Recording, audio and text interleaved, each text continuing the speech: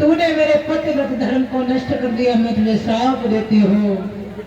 इसी बीच में 100 रुपया भिजवा रही है आरोही ठाकुर पुत्री श्री प्रवीण कुमार सूरजपुरा से। कामना करेंगे भगवान से परमात्मा सुख शांति मिलती रहे, गोविंद की कृपा बनी रहे, संसार में अच्छा घर अच्छा वर मिले, और क्या चाहिए है। बोलिए गोविंद भगवान की। और दीक्षा जी की तरफ से 50 रुपए आए हैं। कामना करेंगे भगवान से। और ये रुपया इन्होंने नहीं भिजवाए हैं, महाराज किसी और ने भिजवाए हैं। बता रही हैं कौन सा गाना बताया था, है? कायम लिखो, हम है नहीं, हमने नहीं, देखो कायम लिखो। बोलिए आपके बिहारी लाल की। हम लिख के ले आओ, हम भूल गए, बुद्धि थोड़ी कमी है। बोलिए आनंद कंस भगवान की। याद रखना महाराज, पवन रेखा जो है जब कहने लगी है, एकदम से वो राक्षस कहने लगा, महारानी ये आप क्या कह रही हो, चिंता न करो, तुम्हारे और हमारे संयोग से एक बड़ा ही बलवान पुत्र पैदा होगा। पवन रेखा कहने लगी है। और याद रखना भक्तों, पर नारी की प्रीति भूसकी तपनी, चाहे दारों के लिए जो चीर होते ना। आज पवन रेखा कह लगी, करुआ अंधो रात में दिन में उल्लू हो, और कामी अंधो रात दिन की बुद्धि करी सब। महाराज पवन रेखा जो है आज समझाने लगी है, कहने लगी पराई स्त्री से जो प्रेम करता है उसका सर्वविनाश होता है। ये आप तो क्या कह रहे हो, मैं तुम्हारे साथ में संभोग करूं, ये कदापि नहीं हो सकता। और समझा करके बोली पवन रेखा, ये पर नारी विष की बेल, बिन तेरा घायल करी जावे, हाय हाय करी जावे।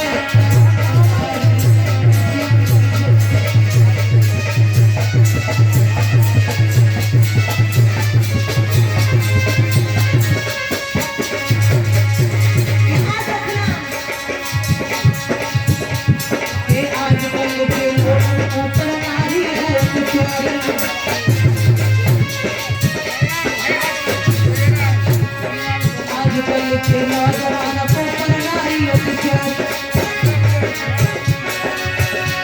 अरे साथ में बात तुम्हें समझ आए वो जब चेहरे बूढ़ी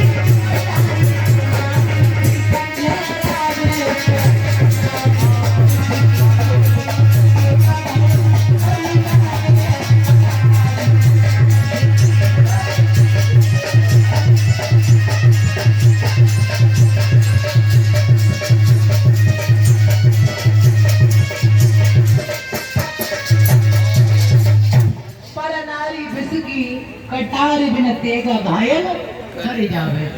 समझाया एकदम से राक्षस बोला पागल है क्या, तेरी समझ में नहीं आता है मैं क्या कह रहा हूँ कि तेरे मेरे संयोग से तो क्या ऐसा पुत्र पैदा होगा जिसका नाम सारे इतिहास में अमर होगा। इतनी बात जब कही है एकदम से वो राक्षस बोला सुन कि मेरे समान योगा होगा और बस दिन कोई पाएगा।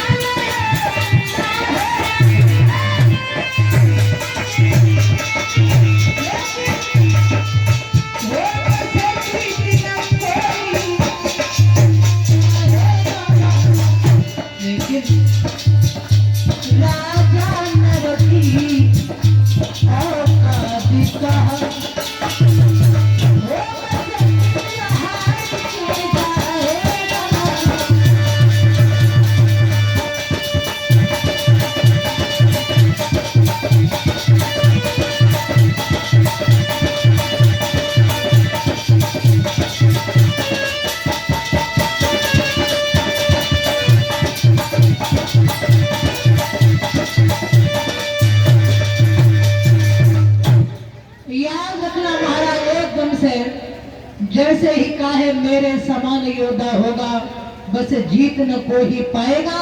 राजा नर की औकात कहां बस इंद्र हार के जाएगा। पवन रेखा जैसे तैसे हाथ छोड़ाकर जब अपने पिताजी के घर से अपने पति के घर पहुंची तो महाराज उग्रसेन ने जैसे ही देखा कहने लगी पवन रेखा कि तुम्हारी दुर्दशा किसने बनाई है। पवन रेखा कहने लगी एक राक्षस था, बड़ा हट्टा कट्टा जवान था जिसने मेरे सारे श्रृंगार को उजाड़ दिया, मेरे पति धर्म को नष्ट कर दिया। समय आने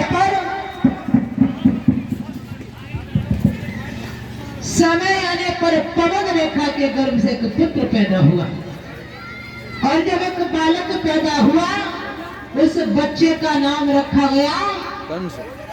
महाराज बालक पैदा हुआ, पैदा होने के बाद पवन रेखा को याद आया कि मेरे साथ में एक राक्षस ने संभोग किया था। पवन रेखा ने उस पुत्र को लिया और कांसों में लपेट करके एक मंजूसा में रख करके नदिया में प्रवाहित कर दिया। जैसे ही नदिया में बहा दिया, महाराज बटेश्वर के रहने वाले सूरसेन जो है यमुना में स्नान कर रहे थे। सूरसेन ने उस पुत्र को निकाल करके लालन पालन किया, बड़ा हुआ। बड़ा होने के बाद सूरसेन ने बताया कि तेरे पिताजी जो है एक मथुरा नगरी के राजा हैं जिनका नाम है गुलशेन। याद रखना भक्तों, अब इतनी बात सुनी धीरे धीरे उस पुत्र को, वो पुत्र जो है आज चला है महाराज बटेश्वर से और जाकर के पहुंचा है मथुरा नगरी में। उसका नाम पड़ा है कंस। अब कंस क्या नाम पड़ा? कंस नाम इसलिए पड़ा है, कंसों में लिपटा हुआ होने के कारण इसका नाम कंस पड़ा है। धीरे धीरे कंस जो है कुछ बड़ा होने लगा है, और जब कंस कुछ बड़ा होने लगा, बड़ा होकर के पाप मचाने लगा है। एक दिन की बात है, कंस अपने आप को भगवान समझने लगा कि आज से मेरे राज्य में मेरे अलावा तो कोई उस परमात्मा का नाम नहीं लेगा। आज से मेरे राज्य में देवता हवन नहीं करेंगे, पूजा पाठ नहीं करेंगे, जितने भी मंदिर हैं सब तोड़वा दिए जाएं, जितनी भी गौशाला है सब में आग लगवा दी जाए। परमात्मा हो तो मेरे अलावा और कोई नहीं है। लेकिन याद रखना, अगर इंसान के अंदर मैं घुस जाती है, मैं कुछ हूं, मैं कहते अहंकार क्यों, तो समझ लेना कि निश्चित ही आपका विनाश होने वाला है। मैं करीब अजिया सुत पे तब कंठ पे बाजी पहनी छुरी। बकरी जो होती है वो मैं करती है, और मैं करने के कारण अपने गले पे महाराज छुरी रखवाती है। कंस बड़ा होने लगा। बड़े होने के बाद में कंस के कितने भाई हैं? 8। और आज के जमाने में परीक्षित जी, कंसों की कमी नहीं है। भगवान की कृपा से हर घर में, हर गांव में कंस पैदा हो गए हैं। और खैर आपके गांव में कोई कंस नहीं है, आपके गांव में सब देवता है, जब पावन धाम है। हाँ, याद रखना महाराज, श्री सुखदेव जी समझा कर बोले, हे राजा परीक्षित, कंस जब बड़ा होने लगा, इसके 8 भाई हैं, और अगर आपके अंदर अवगुण है तो आप भी किसी कंस से कम नहीं हो। काम, क्रोध, लोभ, मोह, अहंकार, तृष्णा, भय, जिसके अंदर विकार उत्पन्न होते हैं, उसके 8 भाई होते हैं। कंस के 8 भाई हैं। एक दिन की बात है, कंस की चचेरी बहन है जिसका नाम है देवकी। लेकिन सबसे बड़ी बात यह है कि कंस अपनी बहन देवकी से बड़ा प्रेम करता है, बहुत प्रेम। इतना प्रेम करता है कि बिना देवकी के वो कंस रह नहीं पाता। एक दिन की बात है, कंस मन में विचार करने लगा, अब हम अपनी बहन देवकी का विवाह ऐसे राजा के साथ में करेंगे जिसका सम्मान सारे संसार में विख्यात होगा, जिसका यश कीर्ति की धरा सारे संसार में विख्यात होगी। धीरे धीरे समय आने पर कंस ने नारद बाबा की प्रेरणा के माध्यम से अपनी बहन देवकी का विवाह वसुदेव जी के साथ में तय किया। विवाह तय करने के बाद समय व्यतीत होता चला गया। वसुदेव जी बारात लेकर के महाराज जैसे ही आए हैं मथुरा नगरी में, कंस ने अपनी बहन के लिए उत्तम जनमाशा किया, उत्तम व्यवस्था की।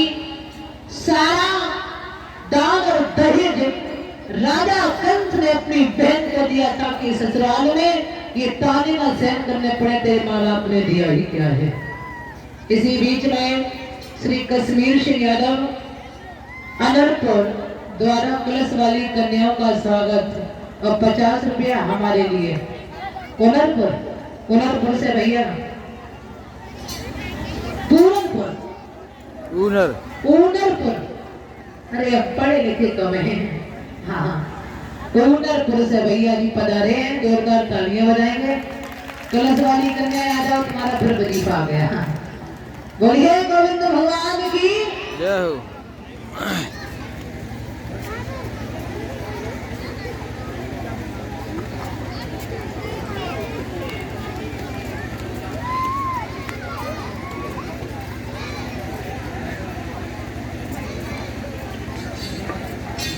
और जो आपके बीच में जो आपके मंदिर के मठाधीश हैं, जिनका नाम है श्री श्री 1008 श्री लोकेंद्र दास जी महाराज, जिनके माध्यम से आपके गांव में ये कथा हो रही है, एक बार जोरदार तालियां बजाएंगे महाराज जी के लिए। तो हम ना करेंगे भगवान से ऐसे संतों का आशीर्वाद हमारे सर पे बना रहे, इनकी कृपा से हम आगे बढ़ते रहे।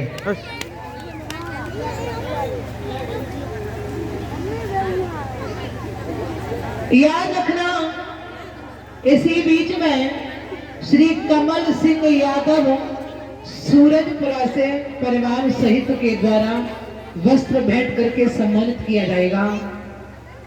आदरणीय मेरे लिए जो लिखा है विदुषी ज्योति शास्त्री जी, मेरे पिताजी के लिए, समस्त स्टाफ के लिए और परीक्षण महाराज जी की धर्मपत्नी, यज्ञपति महाराज जी प्लस धर्मपत्नी, कलश वाली कन्याएं, संत लोग, सुरेश सिंह पुजारी, जोरदार तालियां हो जाएं। बोलिए वाक्य बिहारी लाल की।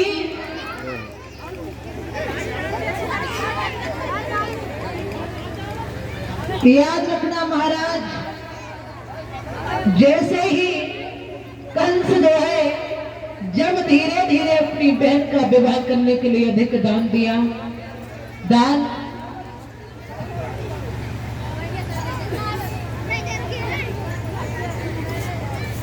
दहेज देने के बाद में एक दिन की बात है जब कंस अपनी बहन का विवाह कर रहा है। विवाह करने के बाद दान दहेज में सब कुछ दिया, देने के बाद जब देवकी की विदाई हो रही है, अब तो महाराज देवकी की आंखों से अजस्रधारा बह रही है, देवकी रो रही है। कंस अपनी बहन के गले में गलवैया डाल करके आज विलाप करने लगा है, रो रहा है। देवकी कहने लगी भैया आज तू मुझे विदा क्यों कर रहा है, जुदा क्यों कर रहा है। और इतनी बात जैसे ही सुनी, देवकी की आंखों से आंसू बहने लगे और हाथ जोड़ करके देवकी भैया से बोली है,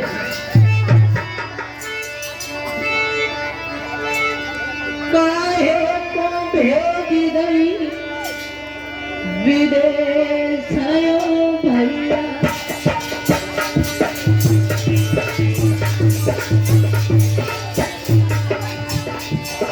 काहे को भेज गई विदेश भैया।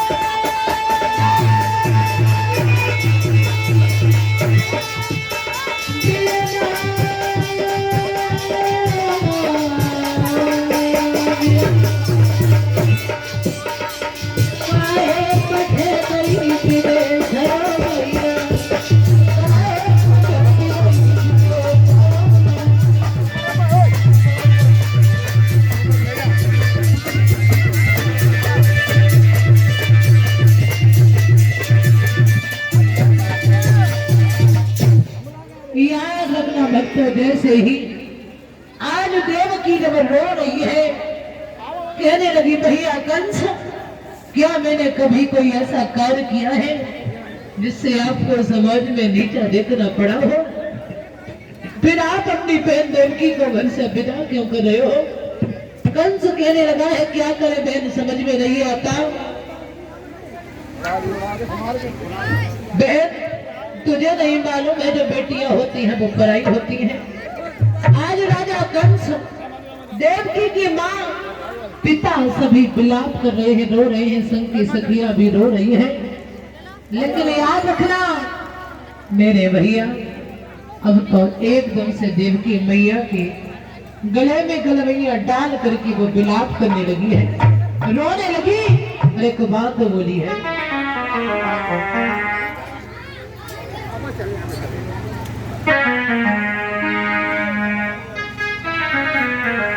मैं गोड़िया मैया तेरे आंगन की मैं गोड़िया तेरे आंगन की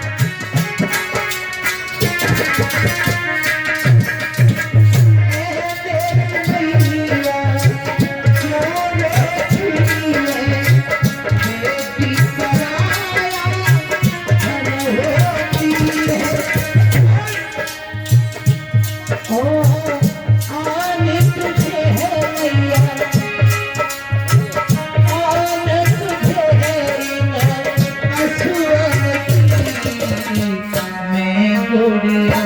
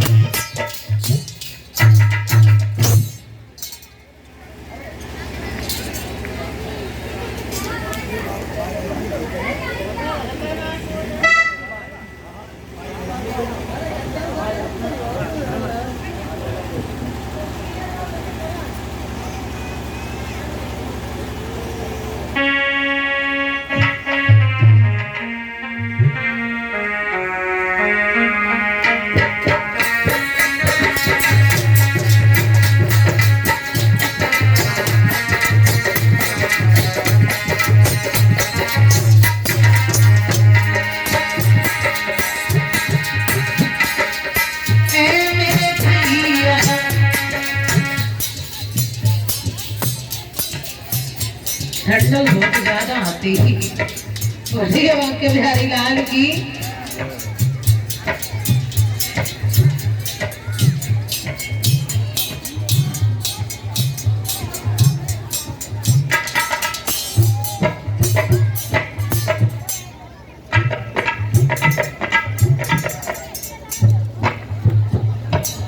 क्या बांट ले? अरे मत बांटा भैया, दे दिया।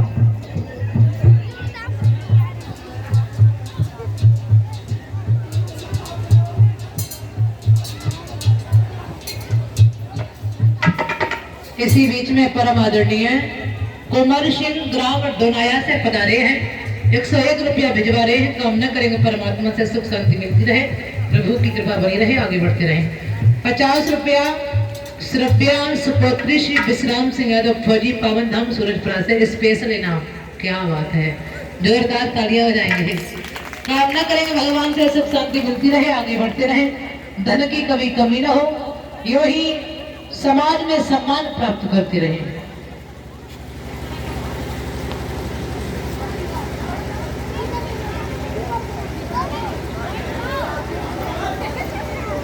और ये हमारे भैया जो कमल सिंह यादव जी जो हैं, धर्म पत्नी सहित हमारे गले में हार पहना करके वस्त्रों के साथ में मुझे सम्मानित करते हैं। मैं कामना करेंगे भगवान से परमात्मा ऐसे भाइयों के जीवन में कभी कष्ट ना आए, भैया भाभी की जोड़ी हमेशा अमर बनी रहे, गोविंद की कृपा बनी रहे, आगे बढ़ते रहे और यूं ही संसार में सम्मान प्राप्त करते रहे।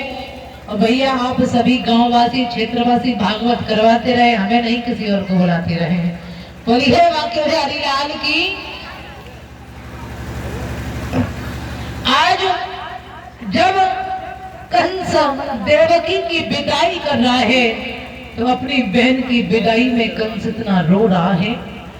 कंस मन में विचार करने लगा है, अगर मेरी बहन मुझे छोड़ करके चली जाएगी तो अब हम अपनी बहन के बगैर जी नहीं पाएंगे, क्योंकि भैया और बहन का प्रेम जो होता है वो बड़ा ही अनोखा प्रेम होता है। बहन भाई को चाहे मार ले, गालियां दे दे, और भैया बहन को, बहन भाई को, मगर ये भाई बहन एक दूसरे के बिना रह नहीं पाते हैं। इतना प्रेम कर रहा है कंस कि अपनी बहन देवकी का रथ स्वयं अपने ही हाथों से हाँकने लगा है। रथ चलाने लगा कंस बैठ करके, लेकिन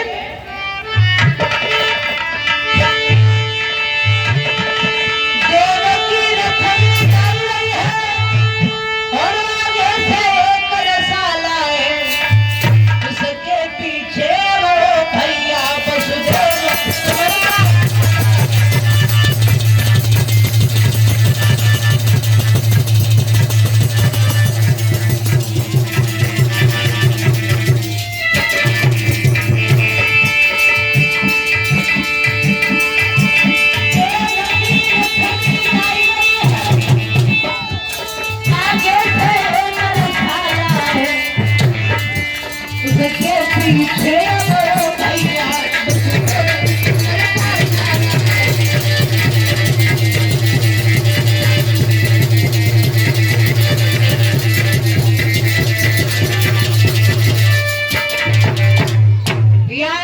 जैसे ही देवकी रथ में बैठ करके जा रही है, एकदम कंस रथ पे बैठ करके देवकी के रथ को आगे बढ़ाने लगा।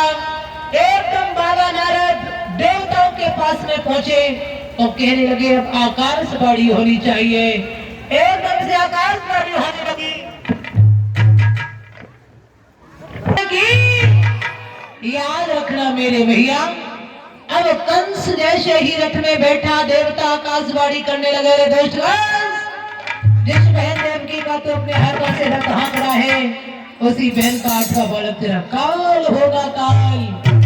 एकदम से कंस रथ से नीचे उतरा, मंत्री से कहने लगा, मंत्री अभी अभी एक आकाशवाणी हुई है, क्या तुमने सुनी? मंत्री बोला सुनी तो है कि देवकी का 8वां बालक तुम्हारा काल होगा। एकदम कंस आगे बढ़ा, रथ पर चढ़ करके देवकी के केसों को पकड़ करके जमीन पर डाल दिया हुआ है। आज सुने मंत्री की बात कंस की, कांप गई रे देही रे कंस की, कांप गई देही और केस पकड़ के आज देवकी नीचे डाल लई।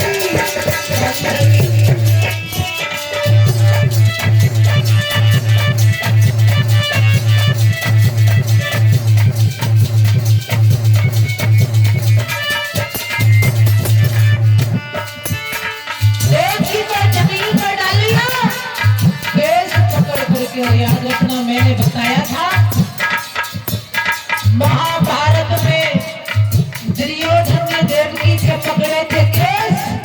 क्या हुआ सर्व विनाश। रावण ने सीता के पकड़े थे केस, क्या हुआ सर्व विनाश। और महाराज इधर कंस ने अपनी बहन देवकी के केस पकड़े हैं, क्या होगा सर्व विनाश।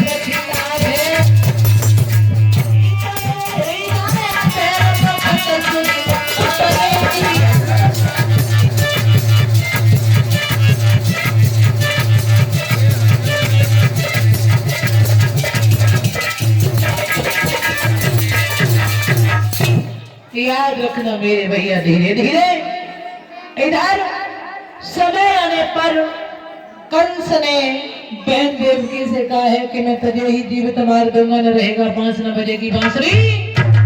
जब तुझे ही मार दूंगा 8वां बालक पैदा कहां से हो पाएगा। इसी बीच में ऋषि यादव नंगला परशुराम से आए हैं, 101 रुपया भैया दे रहे हैं, नीवरिया झोंका ले। अब लिए जब कन्हैया को जन्म है तब लिए, ठीक है। हाँ हाँ बोलिए गोविंद भगवान की। महाराज इधर कंस ने मन में विचार किया। वसुदेव ने राजा कंस के आगे हाथ जोड़ करके कहा कि मैं आपसे वादा करता हूँ, मेरी बहन के, मेरी पत्नी के गर्भ से जो भी संतान पैदा होगी वो ला करके मैं तुझे दूंगा। वसुदेव के सत्य वचन पर कंस ने देवकी को छोड़ तो दिया, मगर हाथों में हथकड़ी पैरों में बेड़ी बांध करके वसुदेव और देवकी को जेल खानों के बीच में डाल दिया। राजा कंस जो है चला है, आकर अपने माता पिता को भी कारागार में डाल दिया। जेल में डालने के बाद धीरे धीरे जब पृथ्वी पर अत्याचार होने लगा, देवता रो रहे हैं। पृथ्वी ने गाय का रूप धारण कर लिया है। अब तो सभी भगवान से विनती कर रहे हैं, कन्हैया अब आप अवतार ले लो गोविंद, अब आप आ जाओ। लेकिन याद रखना, जैसे ही देवता गणों ने भगवान कन्हैया को पुकारना प्रारंभ किया है, तो आज मेरे कन्हैया सूक्ष्म रूप धारण करके आए और आकर के तो बात कहने लगे हैं क्या कि तुम हो जाओ भूमि पे धराया कबीरू।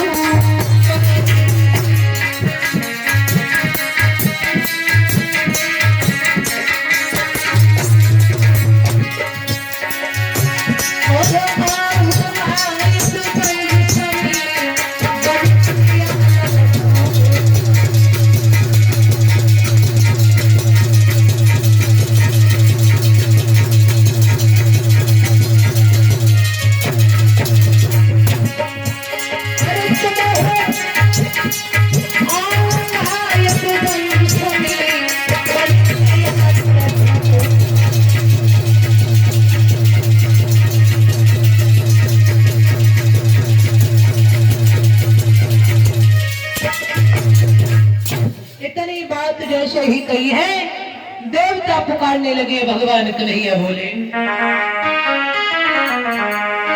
हे देव जनों, हे महामुनि,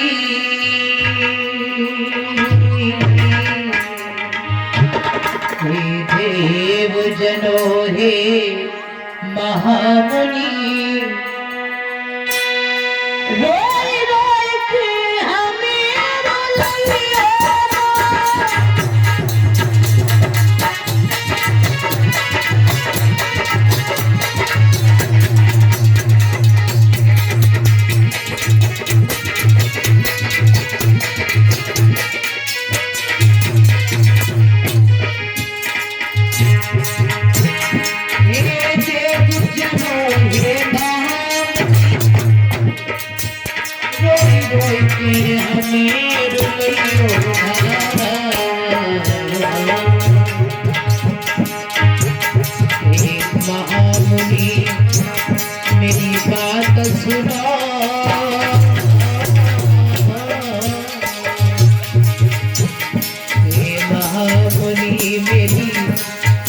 बात सुना अब ज्यादा व्यथा सुनिए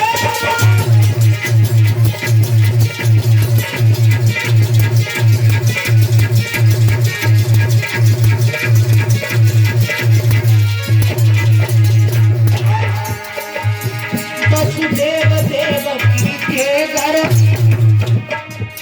पैदा होकर के आई अब मोहन मुरली वाले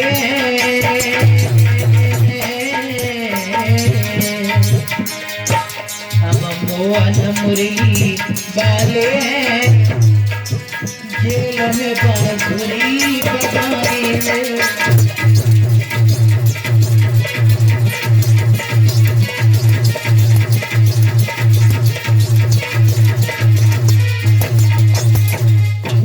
याद रखना भक्तों, इसी बीच में 50 रुपया भिजवा रहे हैं श्री बी के यादव सूरजपुरा से। लगाई मुँह से प्रीत क्यों तोड़ी रे, हमने कहो से प्रीत नहीं लगाई। हाँ हाँ बोलिए आनंद कंद भगवान की।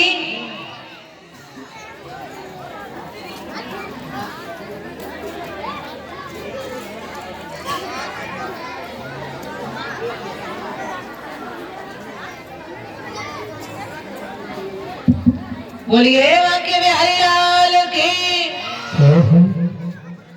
महाराज